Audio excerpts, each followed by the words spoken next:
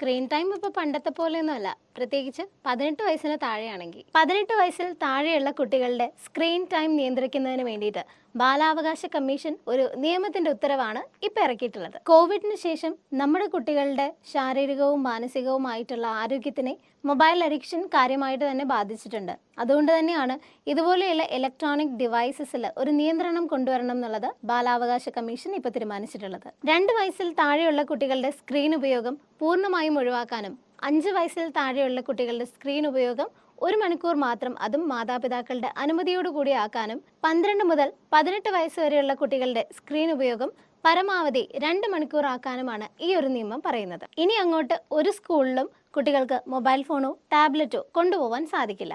അവർക്ക് ആദ്യമേ പിടിക്കപ്പെട്ടാൽ താക്കീതായിരിക്കും കൊടുക്കുക. അതിനുശേഷം വീണ്ടും ഈ ഒരു തെറ്റ് ആവർത്തിച്ചു കഴിഞ്ഞാൽ ആ ഒരു ഡിവൈസ് പിടിച്ചു വെക്കാനുള്ള അധികാരം സ്കൂളുകൾക്കുണ്ട്. അങ്ങനെ പിടിച്ചു വെച്ച ആ ഒരു ഡിവൈസ് പിടിച്ചെടുത്തതിന് 7 ദിവസത്തിനകം കുട്ടികളുടെ രക്ഷിതാക്കൾക്ക് കൈമാറുകയും വേണം. ഈ ഒരു നിയമത്തിനെ കുറിച്ച് കുട്ടികൾക്കും രക്ഷിതാക്കൾക്കും വ്യക്തമായ അവബോധം കൊടുക്കുന്നതിന് വേണ്ടി വർഷത്തിൽ 4 തവണ 2 മണിക്കൂറിൽ കുറയാത്ത വിദഗ്ധരുടെ ക്ലാസും ആവശ്യമാണെന്ന് ഈ ഒരു നിയമത്തിൽ പറയുന്നുണ്ട്. അപ്പോൾ ഈ ഒരു നിയമത്തിനെ കുറിച്ച് എന്താണ് നിങ്ങളുടെ അഭിപ്രായം? ഷെയർ ചെയ്തോളൂ കമന്റ് ബോക്സിൽ.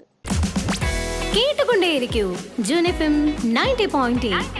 കേൾക്കാം, പാടാം, ആഘോഷിക്കാം.